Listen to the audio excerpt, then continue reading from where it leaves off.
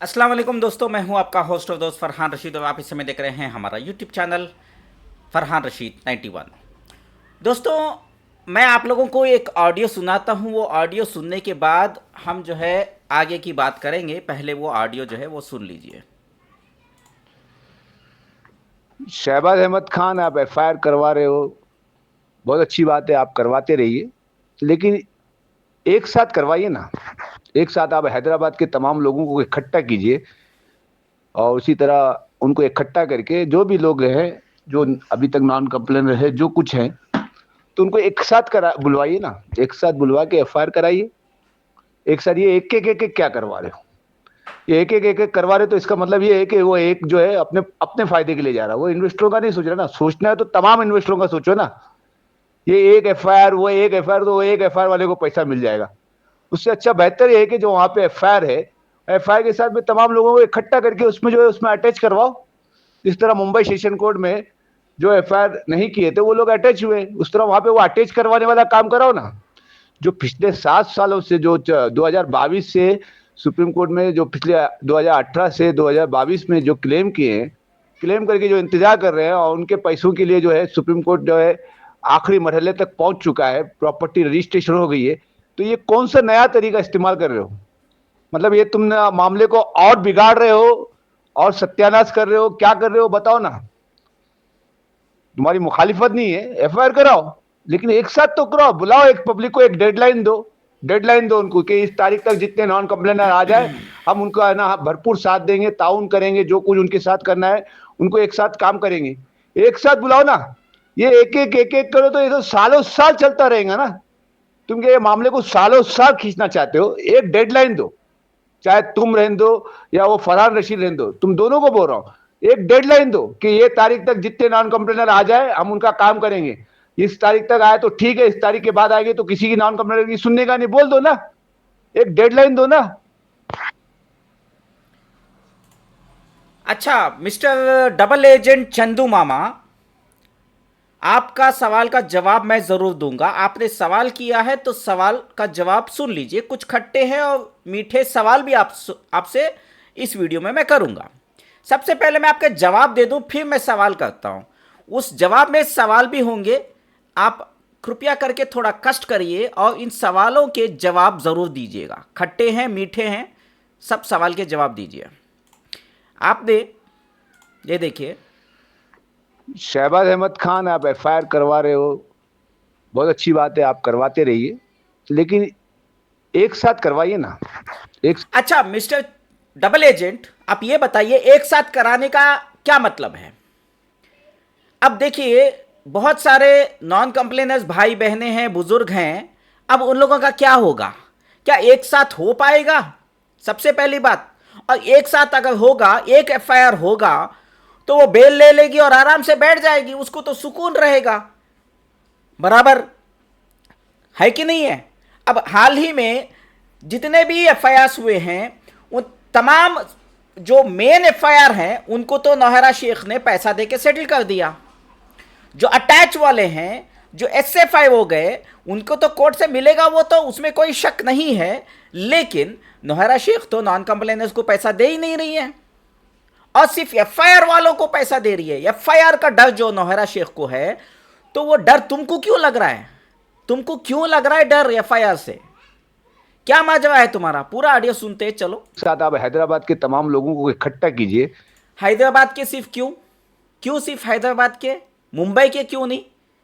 क्या मुंबई वाले जो है इन्वेस्टर्स जो भी हैं वो क्या इन्वेस्टर नहीं है? नॉन कंप्लेनर है तो क्या हुआ? उनका पैसा पैसा नहीं है? क्या वो लोग गरीब नहीं है? ये क्या वो लोग तकलीफ में नहीं है? क्या उनका पैसा नहीं है? क्या वो लोग भूल के बैठ जाएं? और उसी तरह उनको अच्छा, इकट्ठा। मुंबई का छोड़ो, बिहार का है, उत्तर प्रदेश से मुझे कॉल आ रहे, दिल्ली से कॉल आ रहे, लखनऊ से कॉल आ रहे, बेंगलोर वाले हैं, केरला वाले हैं, दुबई में बैठे हुए हैं, सऊदी अरेबिया में है, कुवैत में है, बहरान में है। इन लोगों का क्या होगा? जो लोग अभी तक कंप्लेंट नहीं किए, एफआईआर नहीं किए, क्या उनको नहीं करना चाहिए? अब हैदराबाद में आएंगे, जहां जहां कंप्लेंट उनकी जुरिस्डिक्शन है, जहां वो रहते हैं, उस एरिया के नजदीकी पुलिस स्टेशन में ही तो करेंगे। दूसरे पुलिस स्टेशन में, सिंगल पुलिस स्टेशन में करेंगे तो उसको आराम से एक ही एफआईआर होगी तो बेल मिल जाएगी, वो आराम से घूमती रहेगी और प्रॉपर्टियां बेच बेच के खाती रहेगी। ईडी के अटैच वाली प्रॉपर्टी बेच दी उसने। इकट्ठा करके जो भी लोग हैं, जो अभी तक नॉन कंप्लेनर है, जो कुछ है, तो उनको एक साथ करा बुलवाइए ना, एक साथ बुलवा के एफआईआर कराइए एक साथ। ये एक क्या करवा रहे हो? एक एक करने से ही तो वो डरती है तुम्हारी आपा। तुम तो चाय पी के आ गए, बराबर, तुम चाय पी के कुछ भी बोल देते हो। तुम्हें एक एक से क्या फिक्र हो रही है भाई? तुम्हें क्या परेशानी है? तुम तो ना जो है हीरा गोल्ड के कोई इन्वेस्टर हो ना कुछ हो। जो इन्वेस्टर्स के लिए कोई मदद कर रहा है तो आप क्यों बीच में टांग अड़ा रहे? हाँ, क्यों आ रहे आप बीच में टांग अड़ा रहे? एक करवा रहे तो इसका मतलब ये है कि वो एक जो है अपने अपने फायदे के लिए जा रहा है, वो इन्वेस्टर। अच्छा, इसमें शहबाज अहमद खान का फायदा क्या है मेरे भाई? क्या फायदा है एक एक करने से? शहबाज अहमद खान का फायदा क्या है? एक एक करेंगे तो इन्वेस्टर्स को जरूर फायदा है, उसका सबूत मैंने पिछले वीडियोस में दे रखे हैं।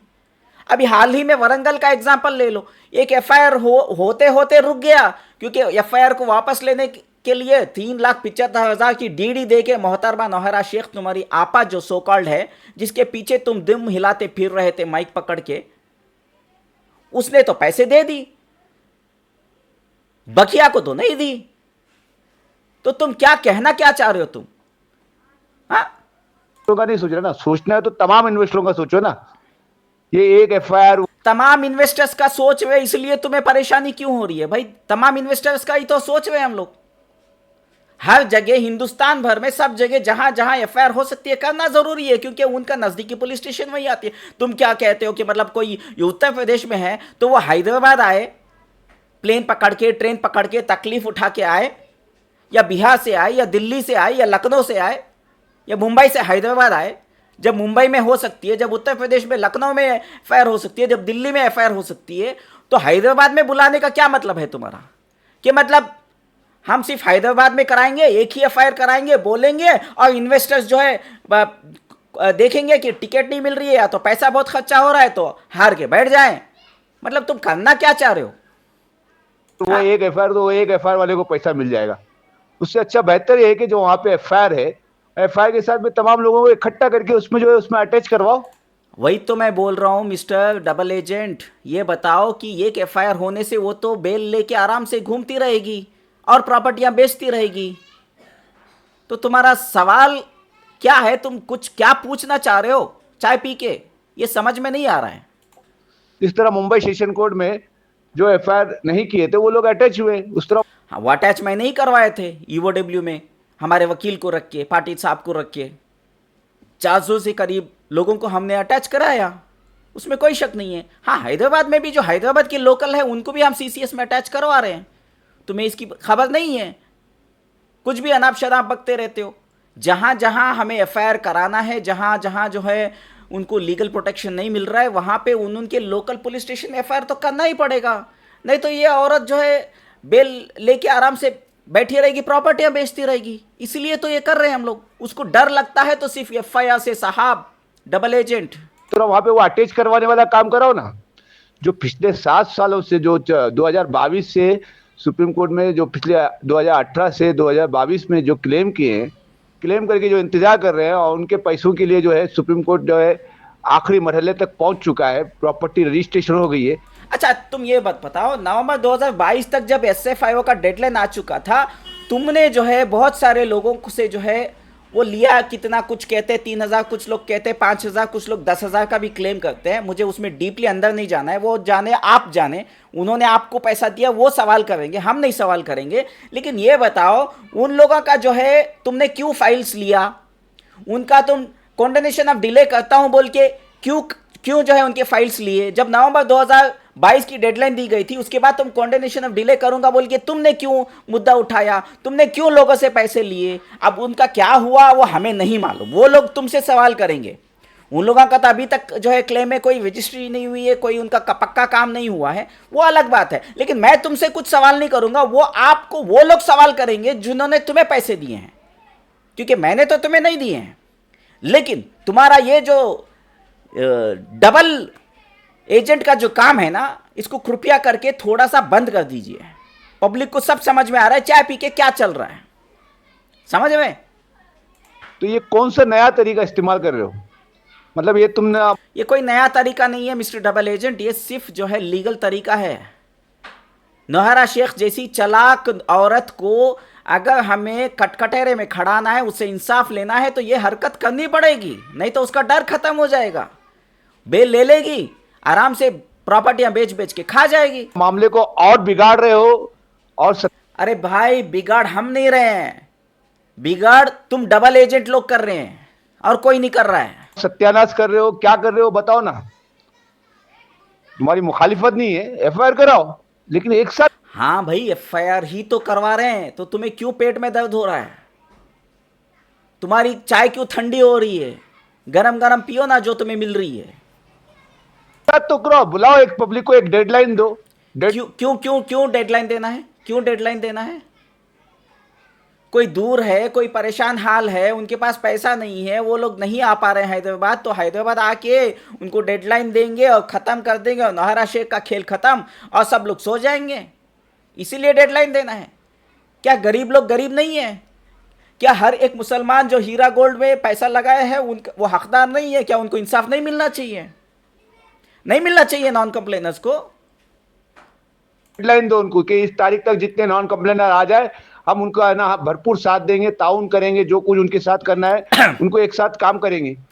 क्यों डेडलाइन देना है मेरे भाई? ताकि तुम्हारी आपा जो है वो बेल ले ले और प्रॉपर्टियां बेच ले और तुम चाय पीते रहो, बस तुम्हारी मदद करें हम। एक साथ बुलाओ ना, ये एक फिर वही बात, एक साथ क्यों बुलाना है? जब वो डरती है अलग अलग एफआईआर से, तो उसको एक साथ बुला करके बेल का रिस्क क्यों लेना है? एक बेल ले ली, बात खत्म। वो तो आराम से घूमती रहेगी, प्रॉपर्टियां बेचती रहेगी। एक करो तो ये तो सालों साल चलता रहेगा ना। कौन बोला सालों साल चलता रहेगा? कौन बोला सालों साल चलता रहेगा? हैं? तुम ये लोगों के दिमाग में ये जहर क्यों घोल रहे हो? कोई सालों साल नहीं चलने वाला, इंशाल्लाह अनकरीब में सब कुछ फैसला सामने आ जाएगा। तुम ये मामले को सालों साल खींचना चाहते हो, एक डेडलाइन दो। ये सालों साल तुम्हारी आपा जो है ना वो खींच रही है। कभी बोलती है जनवरी में दूंगी, फरवरी में देगी, फिर नवंबर, दिसंबर, फिर जनवरी, फरवरी, मार्च, अप्रैल। उसका कोई डेट नहीं है, डेडलाइन नहीं है तुम्हारी आपा का कि पैसे कब देगी। हाँ, और हम डेडलाइन दे, तुम्हारी आपा डेडलाइन ना दे। चाहे तुम रहने दो या वो फरहान रशीद रहने दो, तुम दो। हाँ, मेरा ये ऑडियो में मेरा नाम आया, इसलिए तो ये सवाल का जवाब दे रहा हूँ मैं, और तुमसे खट्टे मीठे सवाल जो ज़रूर करूँगा और कर चुका हूँ, उसका सवाल का जवाब दो। दोनों को बोल रहा हूँ, एक डेडलाइन दो कि ये तारीख तक जितने तुम होते कौन हो मेरे भाई डबल एजेंट? तुम होते कौन हो हम लोगों को जो है थोपे की, मतलब हम डेडलाइन दे? हम डेडलाइन नहीं, हम डेडलाइन से नहीं काम करते। हम इंसाफ, जो जो हकदार हैं उनको इंसाफ दिलाने का काम करते हैं। और तुम तो इन्वेस्टर हो भी नहीं है। इन्वेस्टर अगर सवाल करते तो तब हम बात करेंगे। तुम इन्वेस्टर हो नहीं हो ना? मैं इन्वेस्टर नहीं हूं या हूं, ये तुमको वक्त आने पर पता चल जाएगा, समझ गया? और तुम तो इन्वेस्टर नहीं हो, वो सबको पता है। नॉन कंप्लेनर आ जाए, हम उनका काम करेंगे। इस तारीख तक आए तो ठीक है, इस तारीख के बाद आएंगे तो किसी की नॉन कंप्लेनर की सुनने का नहीं, बोल दो ना। क्यों बोलने का? क्यों बोलने का? कि तुम चाय पी के आराम से, हाँ वही क्या? और तुम्हारी आपा जो है वो बेल लेके आराम से घूमती रहे और प्रॉपर्टियां बेचती रहे, ईडी वाली अटैच वाली प्रॉपर्टियां भी बेचती रहे, इसलिए इसका सवाल का जवाब का इंतजार रहेगा।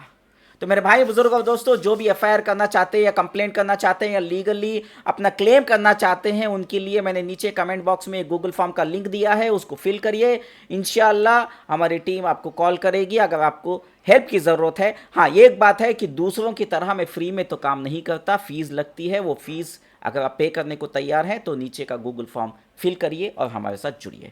फिलहाल आपसे इजाज़त मांगता हूँ, दुआ में याद रखिए। वीडियो पसंद आए तो लाइक ज़रूर करिएगा और सब्सक्राइब करना मत भूलिएगा। और कमेंट्स में सब लोग बोलिए कि ये डबल एजेंट का डबल रवैया क्या आपको वाकई में समझ में आ रहा है या नहीं आ रहा है। शुक्रिया, आपका फरहान रशीद, मुस्लिम ब्लॉगर। अल्लाह हाफिज़।